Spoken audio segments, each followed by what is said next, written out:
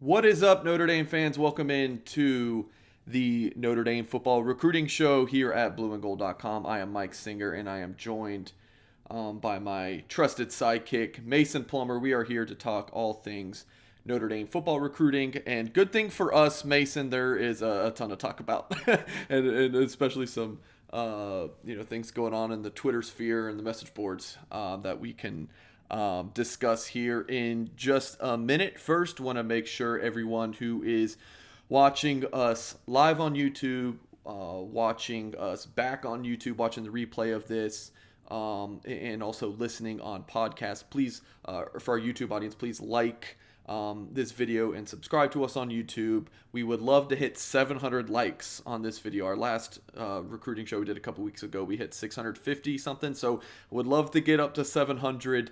So please smash the thumbs up button. And for our podcast audience, we love you as well. Please leave us a 5-star review on Apple Podcasts. That really helps out our show. All right, let's just go ahead and address the elephant in the room here. As I'm sure we will have, if not already, just a ton on this in our YouTube live chat. We started recording this Tuesday, 8 p.m. Eastern time, about 2 hours before of Notre Dame's 5-star offensive tackle commit Blake Fisher removed everything from the Irish in his Twitter and Instagram bios, and what exactly that means, I don't know. But what I can say is that I heard from Blake himself, and he said everything's good. Matt Freeman of Irish Sports Daily had his tweet saying Blake Fisher tells me he's excited to sign with Notre Dame in a few weeks and enroll early in January. Also, Fisher has straight A's this semester, and Blake responded saying true statement with a couple of the Shamrock emojis. So I don't know what it all kind of means here in terms of why he did that. I mean, as some of you guys will recall, when Philip Riley decommitted from Notre Dame, he took down all of his Notre Dame stuff, and then when he decommitted from USC to come back to Notre Dame, he took down all of his USC stuff. So when Blake Fisher did that, it was kind of kind of wonder if the same thing's about to happen here. But according to the mayor, everything's good again. He tweeted that out, true statement, in response to Matt Freeman's tweet. And I heard from Mr. Fisher as well, and he said that everything was good. So what this all means, again, don't exactly know what the reason there was, but should be all good to go with the Irish. Any thoughts, Mason? Not a ton, really. It seemed odd. It was odd timing. Just a really weird situation. Doesn't seem like there's any substance to it other than maybe just trying to get some different looks on his social media. I don't know. Just made a different aesthetic on the social media. I don't really know. Yeah. Trying to predict the decisions of 18, 19-year-old kids is difficult, as we know. So hopefully it's nothing. But I guess we'll see. Yeah. Speaking of, we'll talk about more of these kids here, and a big one to know is certainly Sierra Wright. From Los Angeles Loyola, big time 4-star prospect. I reported maybe 2 or 3 weeks ago that Sierra Wright was going to be, or at least at the time I reported that he was planning to visit Notre Dame for the weekend of December 5th, which is, of course, this weekend. And I was kind of like, I want to hear if the plane ticket's booked. That's what I want to hear before I'm like very confident that Sierra Wright will be coming in, and that plane ticket is certainly in.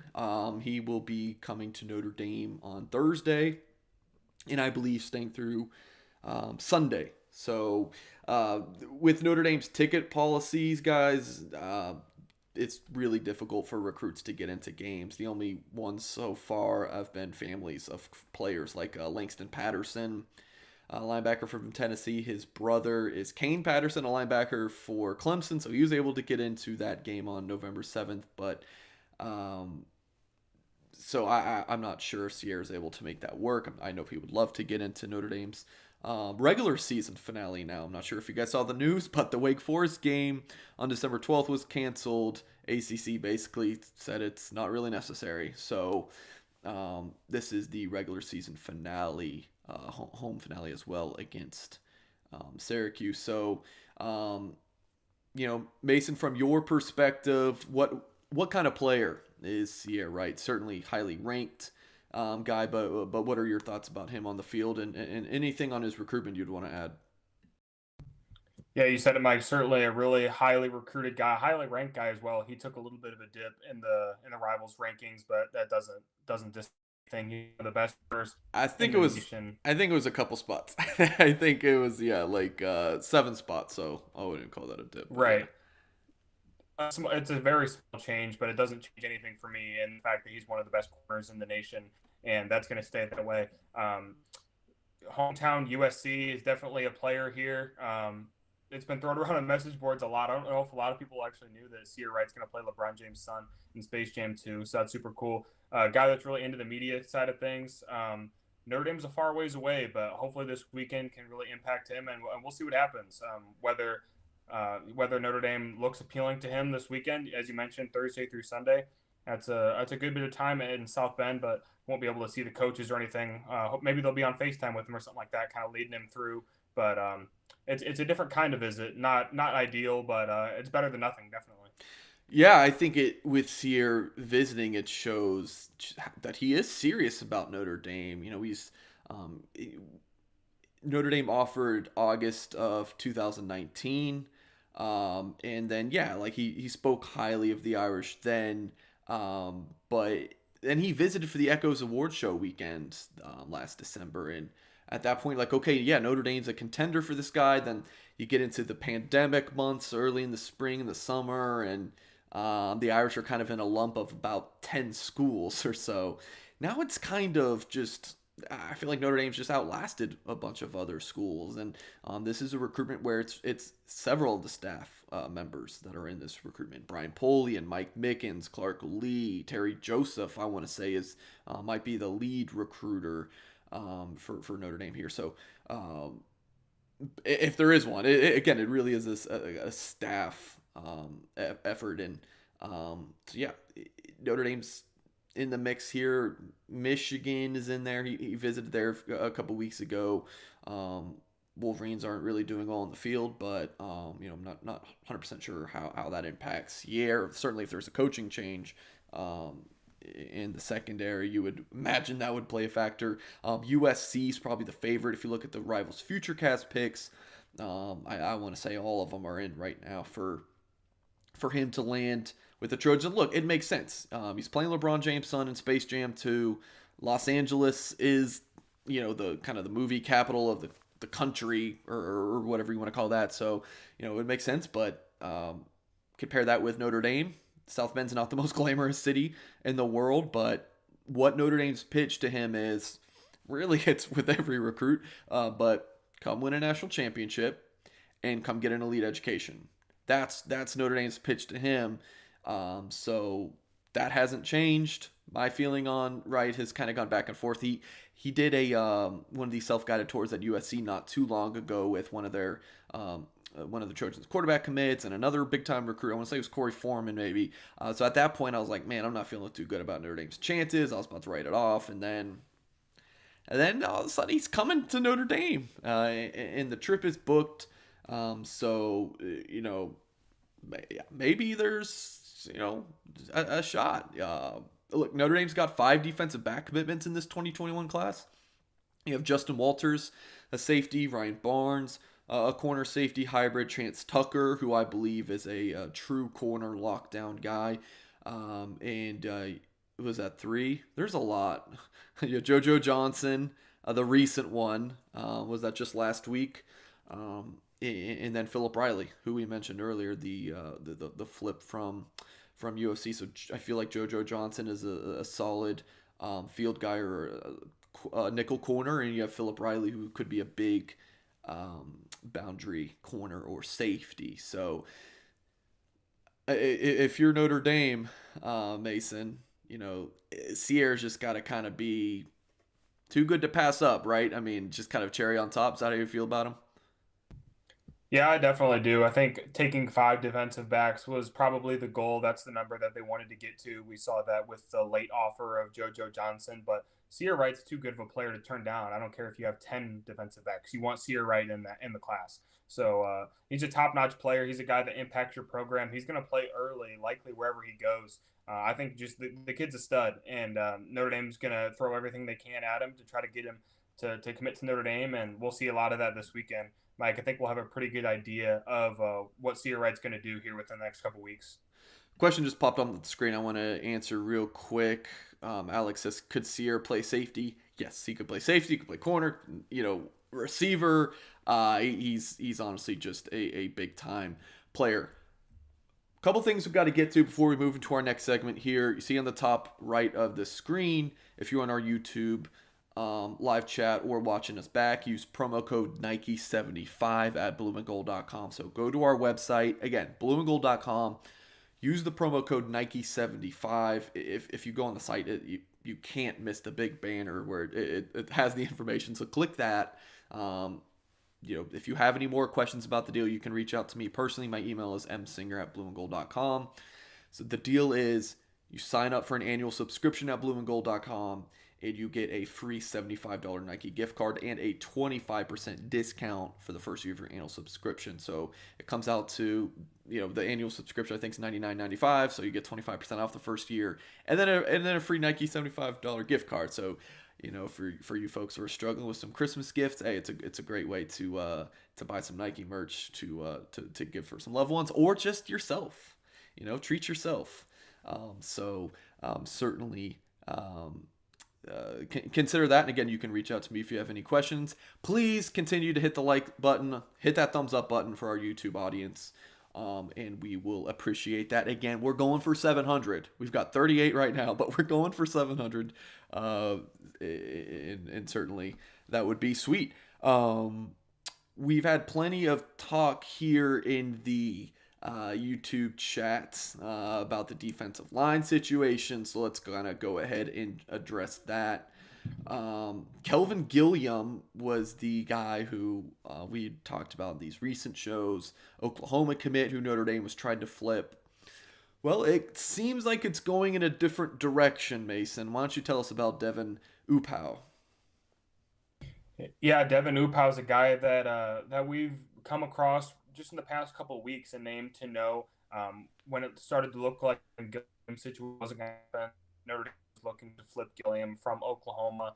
Then it started to look like it wasn't going to happen. So Upow coming to the mix. He's a UCLA commit from the California area. Notre Dame's recruited the California area really well, not only this class, but recently.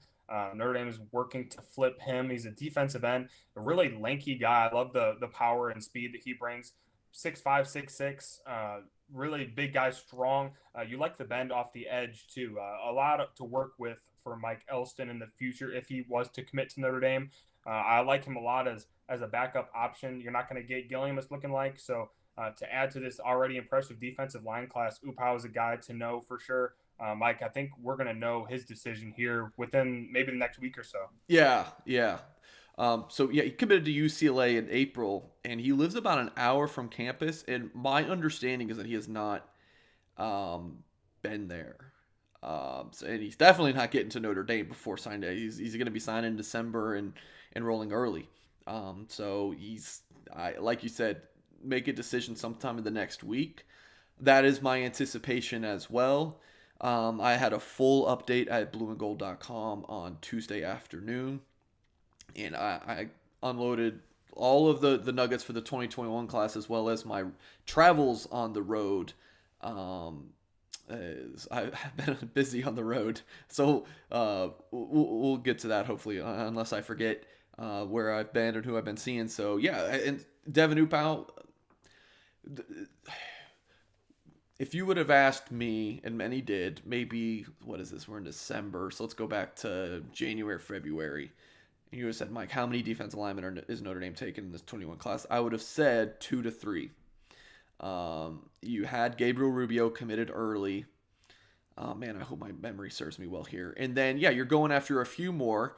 And I thought it was going to be Gabriel Rubio as your lone interior defensive lineman in the class, and then 1 to 2 edge players. That was the anticipation. So they go out and get David Abiara.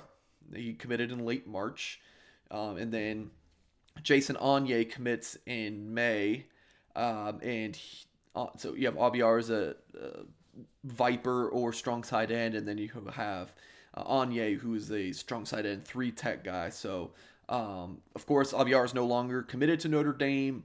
That situation, long drawn out, just did not work out. So now Notre Dame, you have enter Will Schweitzer. In August, he commits to the Fighting Irish, and he is, in my opinion, a true Viper. He is really made for that position. So there's your three. You have the interior guy. You have in Anye, either a 5-tech or a 3-tech, and then you have Schweitzer, the true edge guy for sure. Well, Mike Elson's not going to turn down more studs. So I felt like the Brian Kelly basically told Elson. Of course, this is just my educated guess here. I was not in that conversation, but my feeling is that they just kind of sat down and were like, all right, yeah, Mike, you can go get another defensive lineman. So they took a shot at Gilliam, didn't quite work out, and then so they then offered Devin Upau. I don't think it's a big secret that that it was a. If we don't get Gilliam, we're going after Upau. I think Upau knows that too. So yeah, it was very much out there and open. Like Notre Dame's going after Kelvin Gilliam, trying to flip him from Oklahoma. Didn't work out, but I would say that Notre Dame's looking really good to flip this UCLA commit. Rivals doesn't have the option to put in FutureCast picks for committed prospects, so I can't put one in for now him to go to Notre Dame. But if I could, I certainly would. So Mason, you hit on this. If he does pick the Irish, he would be the 5th from California in this class, and we don't have Lou Samoji on to tell us if that's the most ever in a class for the Irish. Of course, I would have no idea. But you would have Tyler Buckner. I gotta hold the fingers up here so I don't forget. You have Tyler Buckner, Joshua Bryan, the kicker, Chance Tucker, Will Schweitzer, and then Devin Upau. So that would be, hey, California. It is like home away from home for Notre Dame. So, yeah. Mason, you talked about his film, disruptive and put up big numbers as a junior. Yeah, I think Devin Upau would be a solid get. Again, kind of this best available mode. Upau kind of slipped through the cracks. I think if he had that spring evaluation period, if he had senior film, I think he would have been even more of a big time prospect. And another thing, I've heard that some schools have come in and he wasn't really interested, so he just kind of turned that down. Any additional thoughts, Mason, on defensive line recruiting before we move on here? Just a little bit more on Upau. I think that pretty much what you hit on with Elston is that he wants to give him all the potential that he can get. You have a guy that's 6'5", 6'6", stronger than a horse, and he's super fast. So with all the bend in the world coming off the edge, Elston's going to take that every day of the week, especially at the end of a class. So that's all he's asking for at this point. Like you said, we weren't in that conversation, but Kelly's essentially telling Elston, go out and get one of your guys. And Elston certainly saw this guy, and you're absolutely right about if there was an evaluation period, if there was camps to see Upau, if he was able to play, I think he gets bumped up to a 4-star. But regardless, if he ends up at Notre Dame, it's still Upau and still all that potential regardless of where he's ranked. You mentioned rankings. Oof. Mason, did you read my article on updating Notre Dame, where Notre Dame's at in the Rivals 250 and their commits? Did you get to see that? I did. It's an annual thing. Oh no! Don't do that. Here, look. Okay, so I went through and counted this. So there's 250 prospects in the Rivals 250. Go figure. 177 of them, moved down at least one spot. So what that tells you is some move. You had a handful of guys move up. So if some move up, some have to move down. It's like if you're not moving up, Like if a Rivals guy does not be like, all right, this guy we really love and want to move up. If you're not one of those, you're going to move down. It is just a natural thing. There were a few guys. Okay, so Lorenzo Styles moves down from 41 to 51. That's not news. Like that is nothing. Blake Fisher went from 19 to 25. Blake Fisher, the Notre Dame commit, folks. Still committed to Notre Dame. Calm down. 19 to 25. There was literally outrage on our blueandgold.com message board. Love it, by the way. Use promo code Nike75. I'm like, guys, take a chill pill. Like, it's 6 spots. Like, again, if you're not actively moving up, you're moving down. Like, that. I don't know how else to better explain that. Would you rather be Blake Fisher 19 down to 25 or Nolan Rucci, who went from 34 up to 26? They're both 5 stars. There's one measly spot. I talked to Rivals people about this. They have recruit rankings, so there's the scale. I don't quite understand why it starts at 5.2 and goes up to 6.1. I don't know that, but they say to look at the recruit ranking. If a recruit is a 5.84 star, like Jaden Thomas, for example, he was at 195 in the Rivals 250. He dropped out of the 250 completely. So clearly, some kind of opinion there changed of his status compared to other receivers in the country, but their evaluation of him as a 4-star recruit in that 5.8 ranking did not change.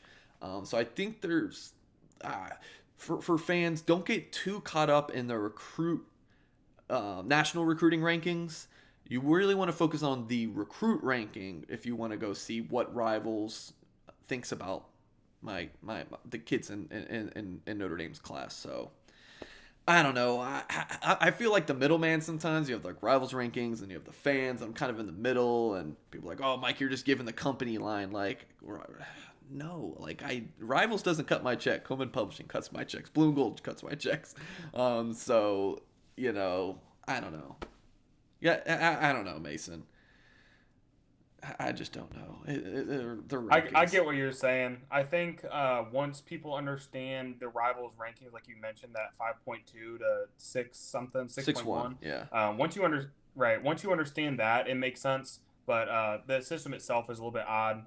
Like you said, before I came on, I didn't understand it, but I do now, and it does make sense once you understand it. But it's not easy to learn, if that makes sense. Yeah.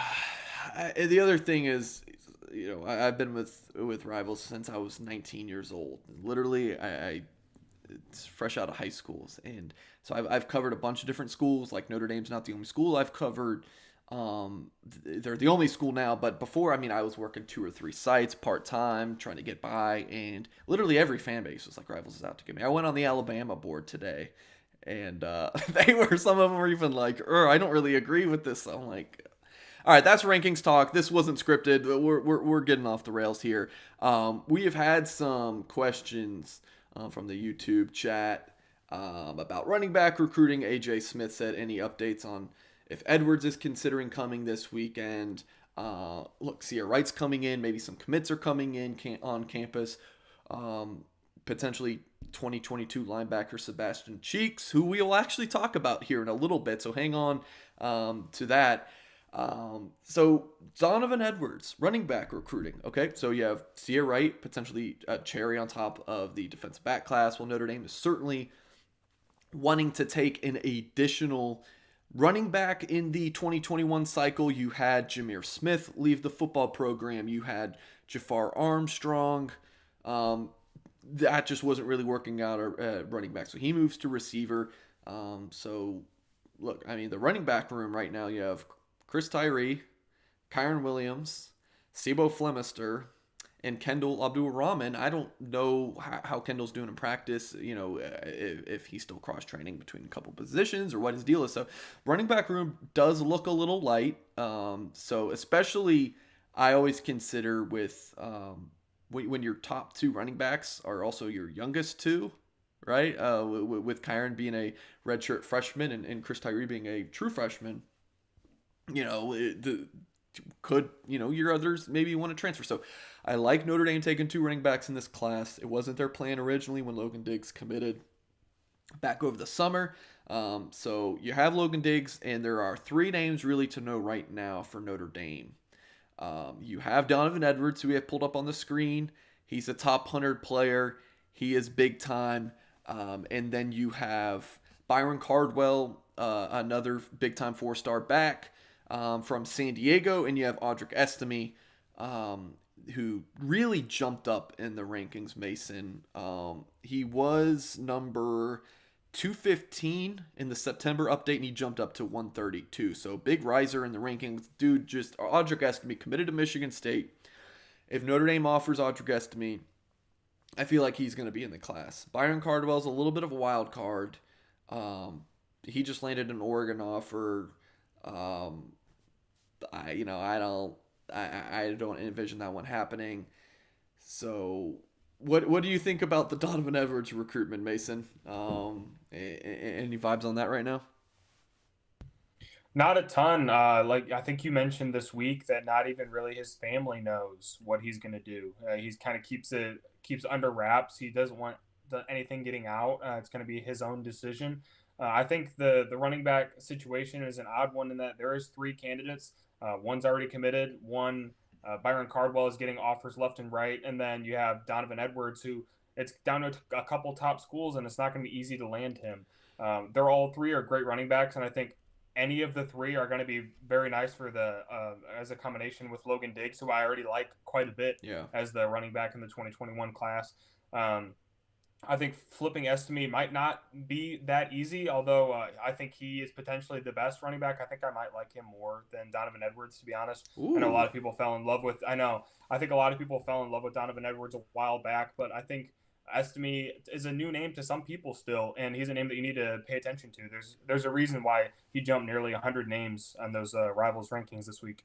Yeah, for sure. Quick thing to make you guys aware of, and we're going to get back into talking about Notre Dame running back recruiting.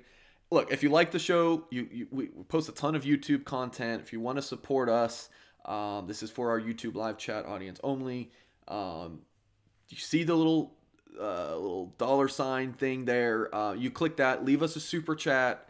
It's basically like a tip, like you would at a restaurant. If you like our show, this really helps us out. You wouldn't even you have no idea how much these super chats help us out and keep the lights on for us at blueandgold.com, and especially our YouTube channel, and just wanting to promote what we're doing here and produce even more content. So please consider dropping us a super chat. All right, back to Donovan Edwards. You mentioned something that he's down to a couple schools. Dude, who the frick knows right now what Donovan Edwards is thinking? Look. Here are the schools that I would say are definitely in the mix still. You got to start with Michigan, the local school, but their on the field lack of success has to be playing a factor. If they were having a solid season, if they were 4-2 right now, then I would think it would probably be a slam dunk for the Wolverines. But with no visits, these kids are watching games more closely than ever. They can't see the coaches, so it's a weird recruiting cycle, as we've said so many times. And the fact that Michigan's not doing too well on the field, and if they have potentially any coaching changes, Mason, I don't know if they would let Jim Harbaugh go, or if Jim Harbaugh would bolt to the NFL, or if they had a running back coach. So there's just kind of an unknown there with Michigan.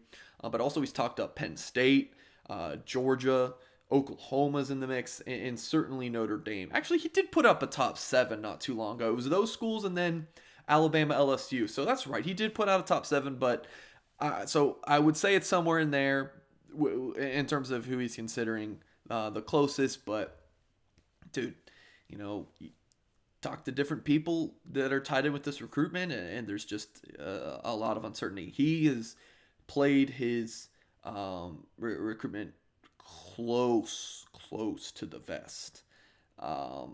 Just ridiculously close to the vest. But as far as I'm told, he's signing December 16th, which is 15 days from when we're recording this, December 1st. So if he'll commit before then, I don't know. Donovan Edwards. Look, okay, let's talk about him in Notre Dame. He's visited twice. He visited for a basketball game back in 2019. He visited again for the Echoes Award Show weekend. In terms of this question that we had here, I can't find it now. But what about him potentially visiting Notre Dame this weekend? I was told today that's not likely.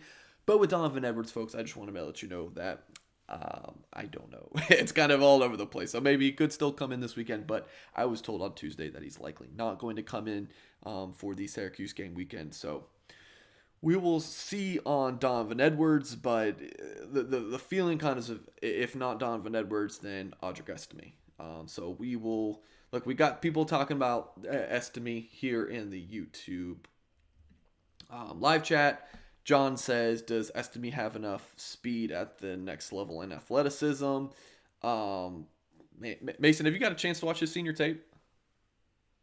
Yeah, I have, and that was part of the reason I said that I'm not 100% sure if I like him more than Edwards, but it's very close, if not right equal with each other. I think he absolutely does have the speed and athleticism, and it's only going to get better under Lance Taylor. I'm a huge believer in Lance Taylor. Lance Taylor is one of the better running back coaches across the country, and he's made some great running backs at Notre Dame already in his young career at Notre Dame. He coached Christian McCaffrey. So what more do you need to say there?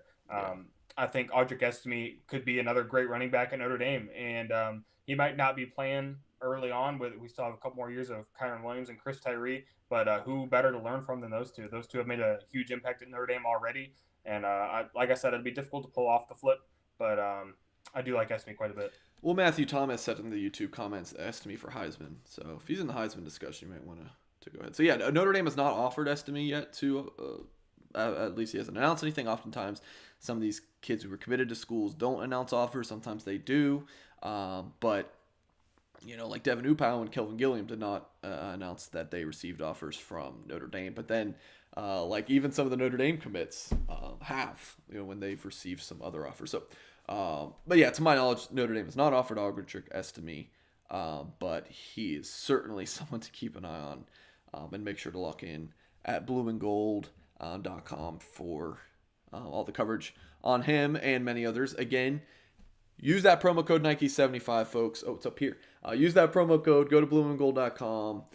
Again, if you have any questions for me, email me, msinger@blueandgold.com, and would love to get you on our site. All right. I think that's about it for talking about the 2021s, Mason.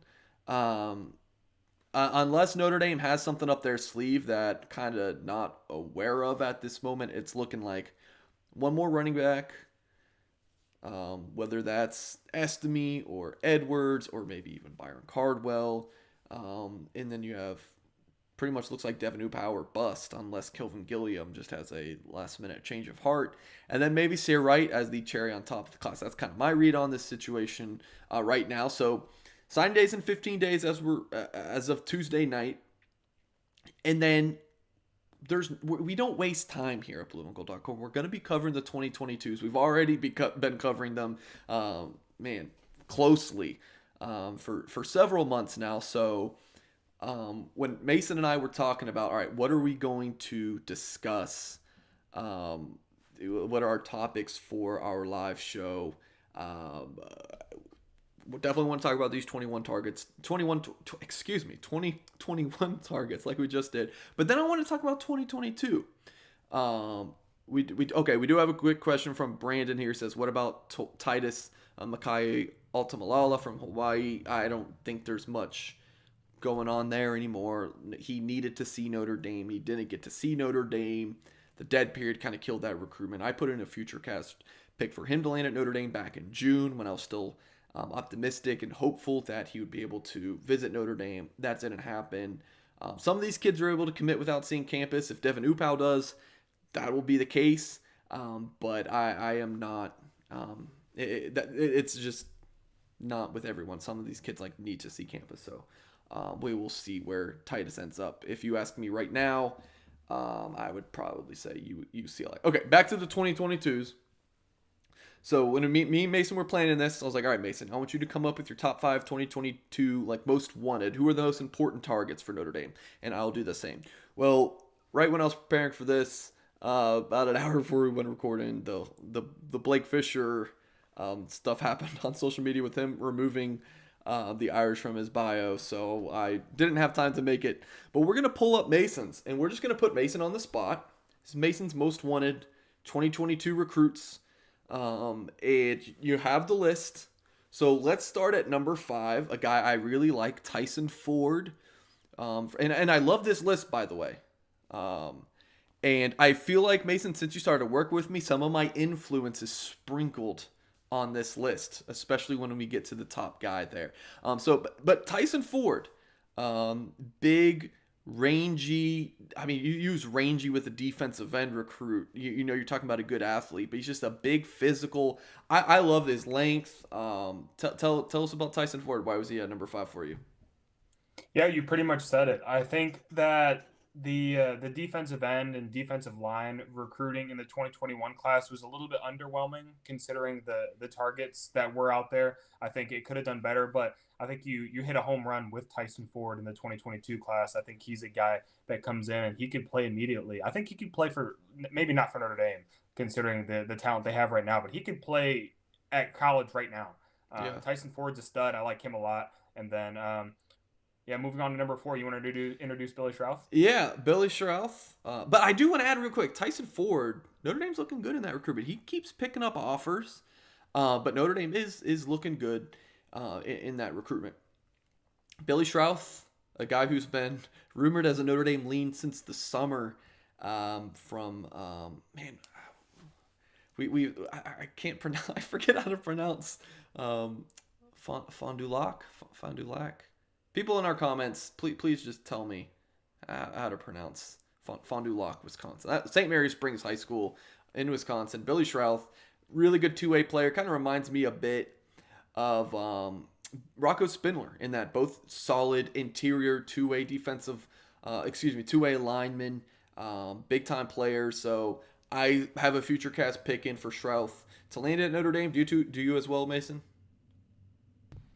I don't think I do. Actually, I did this morning. Along with Tai Chan.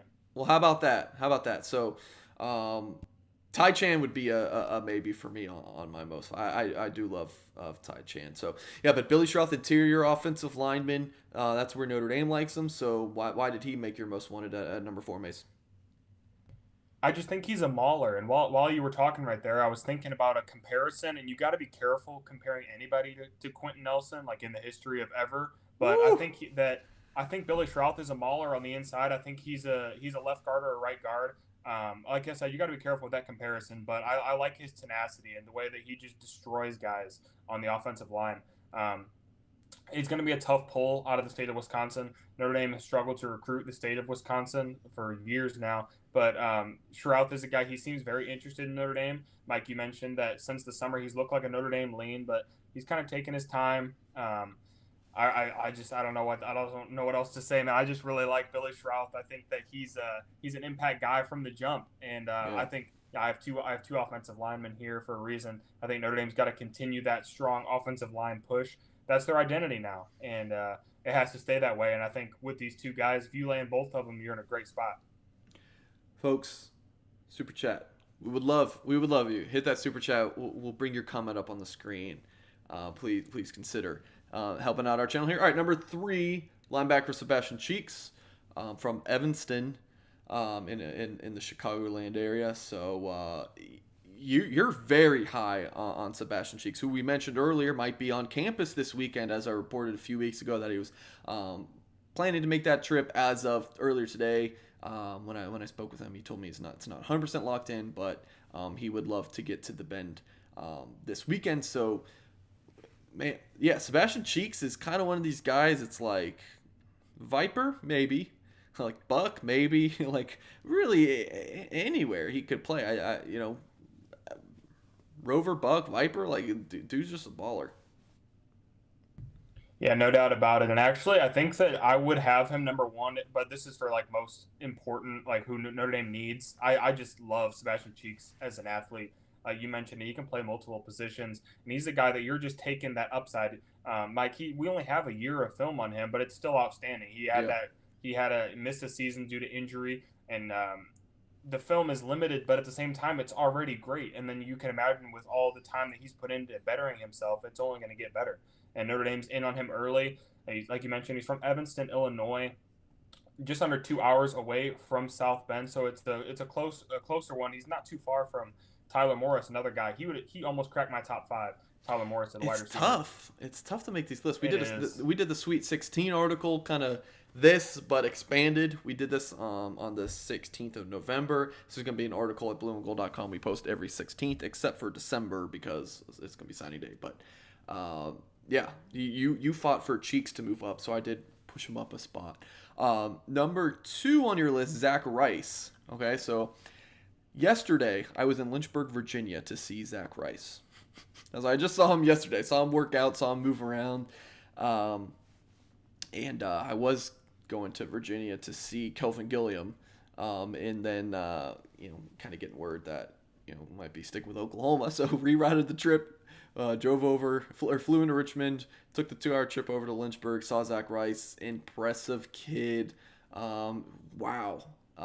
We had a comment here on YouTube. Let me pull it up. I got to scroll up to find it.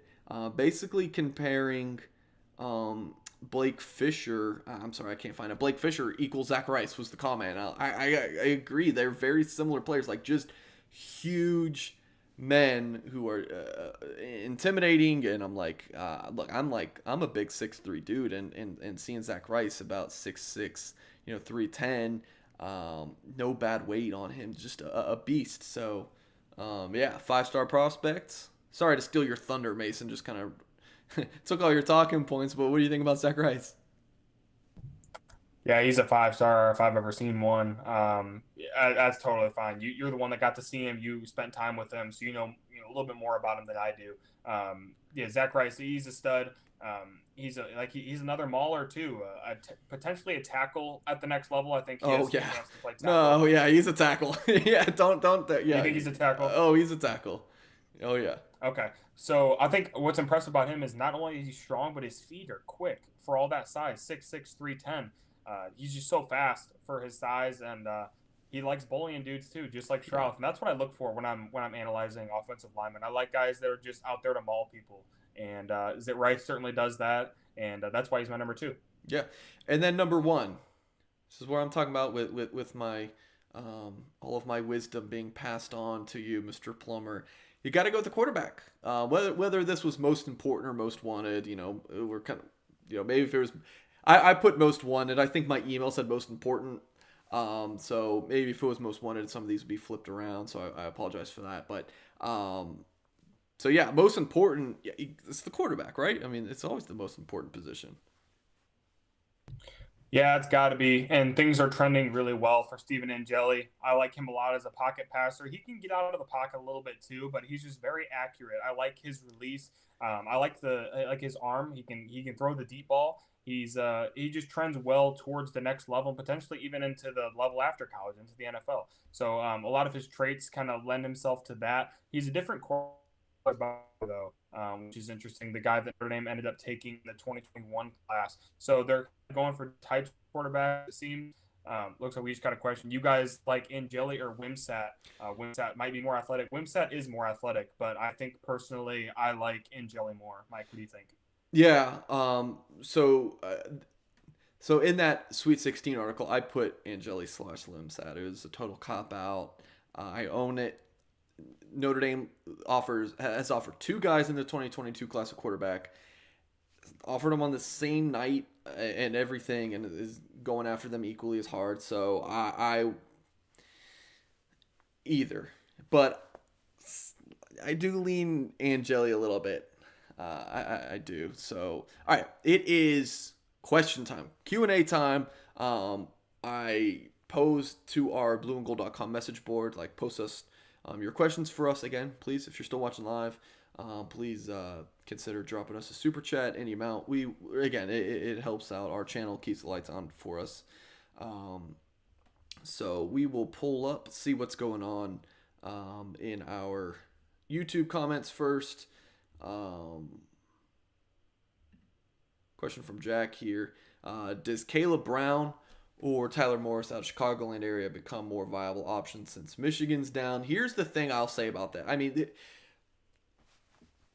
if let's say Michigan does get a new head coach, whoever that new head coach is will come in and recruit those two hard. There will be a much more new excitement around the program. So I don't know how much that would affect those two guys. But Notre Dame's in a good spot with both top 3-ish area, if not even better. So I think Notre Dame's more likely to get Morris. Brown's a little bit harder to read, but Tommy Rees, Alexander recruiting those guys a little bit more than they were prior to September 1st. So yeah, they're looking good there. Chi-Town Sports says, any other 2022 safety targets other than Xavier Nwanka? Dude, there's a ton. Notre Dame's just so many just guys that are recruiting are just like corner safety hybrids. So I don't even know, if so off the top of my head, yeah, Xavier Nwanka. Well, it's funny. I believe he was the first or second, or one of the first defensive back offers for Notre Dame in the 2022 cycle. He was a corner to start, and now he's kind of listed as a safety. So, I don't even know if you can call him, it's true safety because he could play corner. Off topic on recruiting, but Richard says, how do y'all feel about Notre Dame staying in the ACC? So after this year, Mason, what are your thoughts as a kid who grew up in South Bend? Notre Dame staying in the ACC. How do you feel about the lack of conference affiliation for the Irish? I told somebody in the very beginning of the year when it looked like Notre Dame was going to join the ACC that I've always been an independent guy. I think Notre Dame should stay independent, but I thought it would be absolutely hilarious if Notre Dame was to join the ACC, win the ACC championship, and then leave like nothing happened, and just put up that banner somewhere just for the 1 year that it joined. I think that'd be great. Notre Dame needs to stay independent for me. I understand the benefits of the ACC, but I think Notre Dame just has to stay independent. That's tradition. That's what Notre Dame's built on. I think it's much better that way for Notre Dame. It can still hold all of its rivalry games and everything like that. The ACC was fun for the 1 year when Notre Dame needed it. I think it was a good partnership, but yeah, I'm all independent. Mike? When the ACC needed Notre Dame, I mean, I don't have a super strong opinion on this, to be honest. I would love it either way. Honestly, I love Notre Dame being independent. I think it's super cool and unique. But also, if they go in the ACC, I think that's cool too. I feel like there's pros and cons to all of that.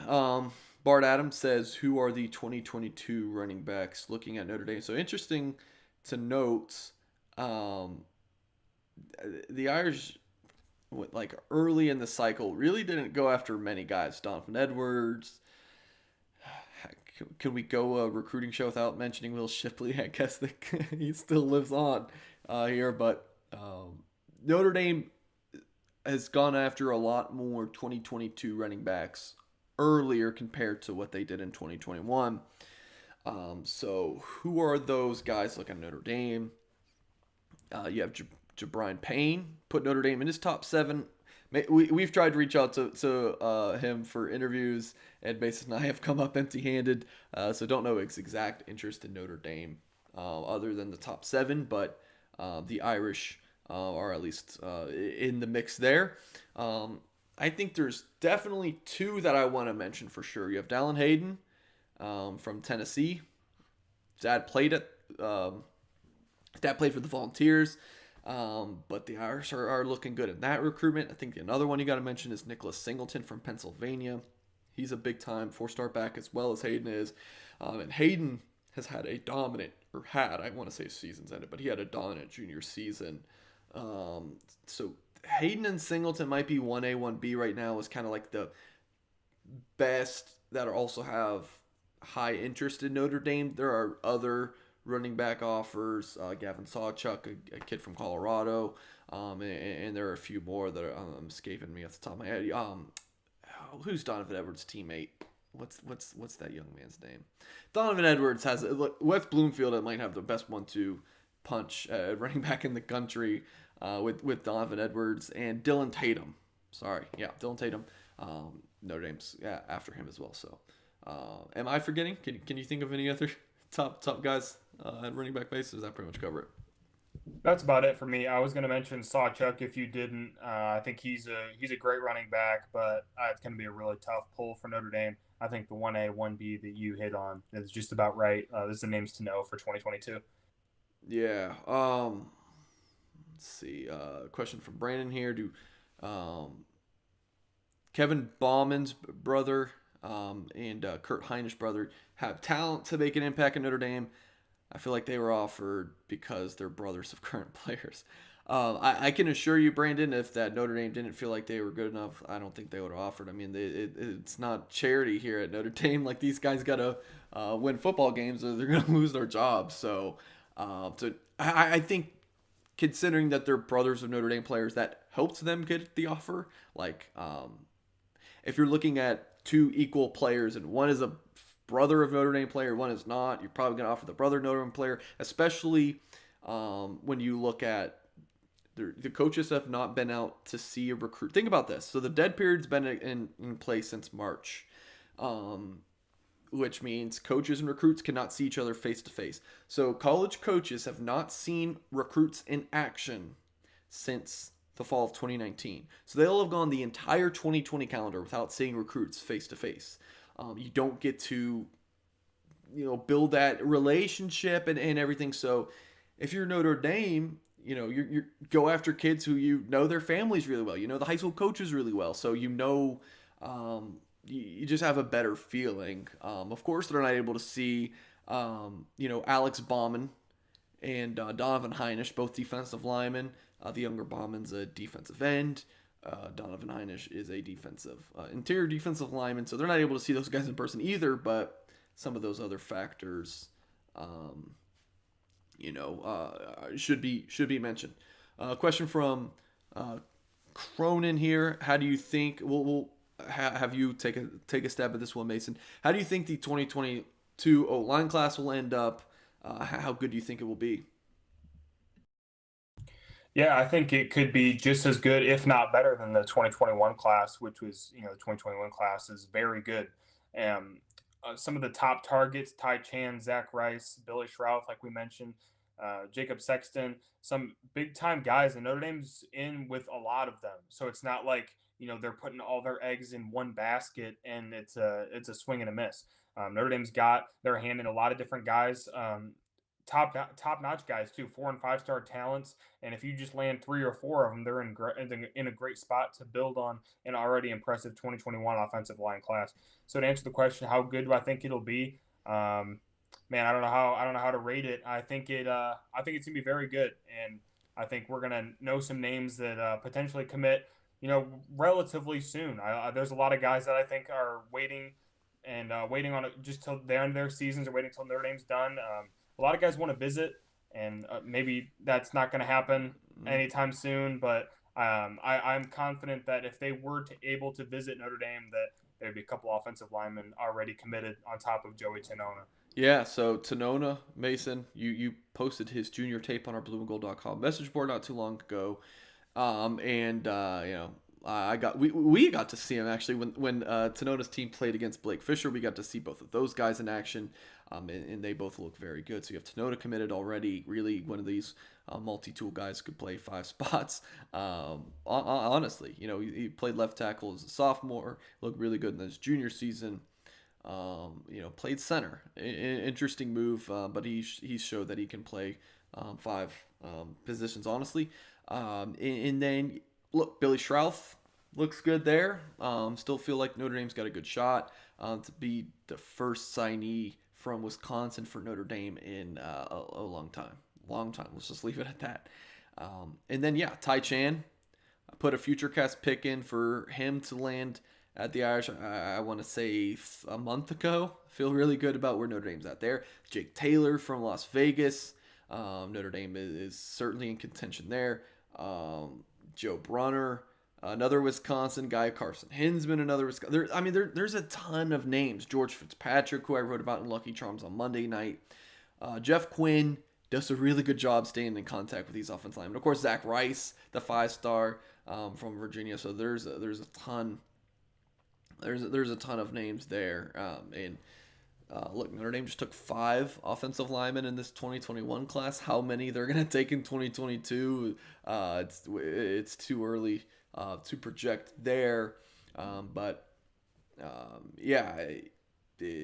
think look, this 2021 offensive line class, I freaking love it. You got Blake Fisher, 5-star, Rocco Spindler, big time top 100 recruit, Pat Coogan might be one of the safest offensive line recruits in the country. Like I feel like you're going to get a solid 2-year center in him.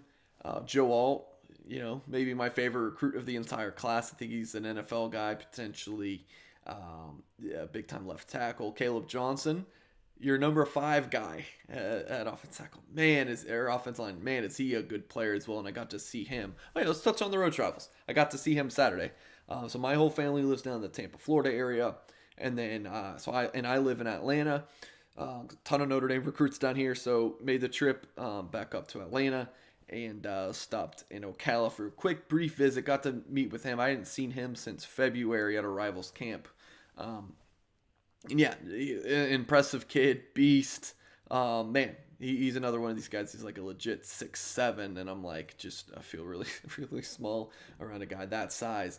And then on Sunday morning, I went to the Tom Lemming photo shoot at Milton High School up in North Atlanta.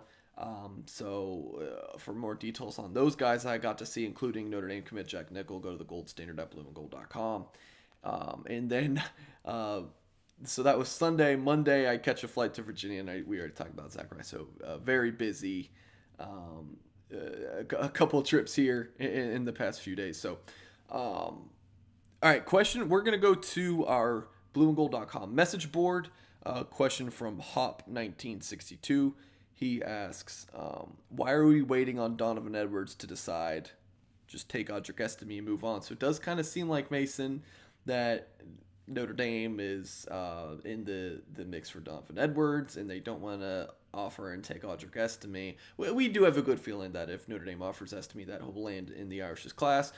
So if you're Notre Dame, all right, if you are Lance Taylor, Brian Kelly, what would you do, Mason? Would you continue to wait and see what happens with Donovan Edwards and maybe potentially lose out on Audric Estime? Look, he had a big-time senior season. Some other schools might be looking at him that haven't offered yet. So what would you do, Mace?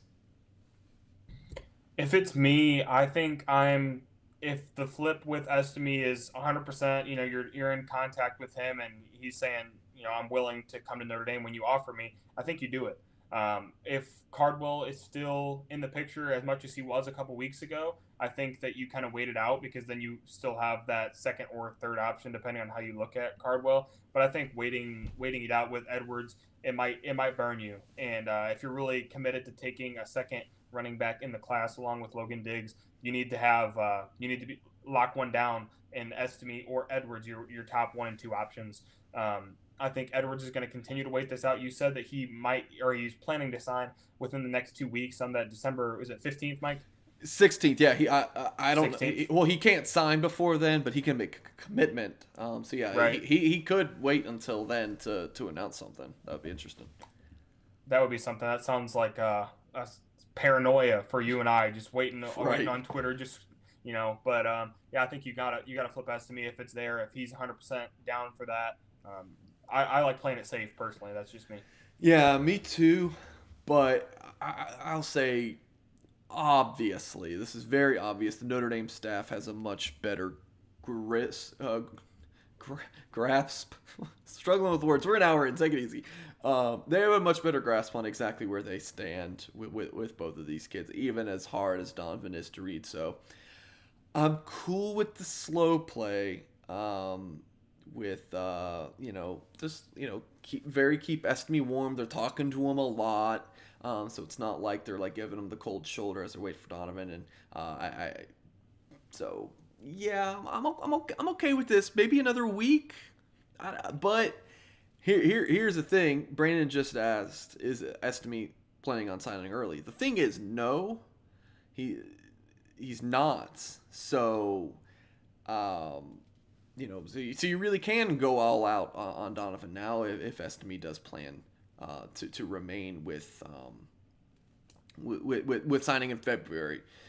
So yeah, it's an interesting situation, but it does work out for Notre Dame again if Edwards is going to decide the next 2 weeks, and Estime's like, look, I'm waiting till February, so I'll decide sometime in January. So should work out. I think it'll work out, but. Also, if you wait too long on Estime, does some other school pop in and maybe steals commitment? So, kind of interesting thing to watch there. All right, that is going to do it for our latest Notre Dame recruiting live show. Appreciate everybody tuning in live, watching back on YouTube, and also listening via podcast form. Catch us, and I'm not 100% sure what our live show schedule is going to look like on National Signing Day week, but you can rest assured that we will have plenty of YouTube content. So make sure to go to blueandgold.com, use that Nike 75 promo code, and we will catch you guys later.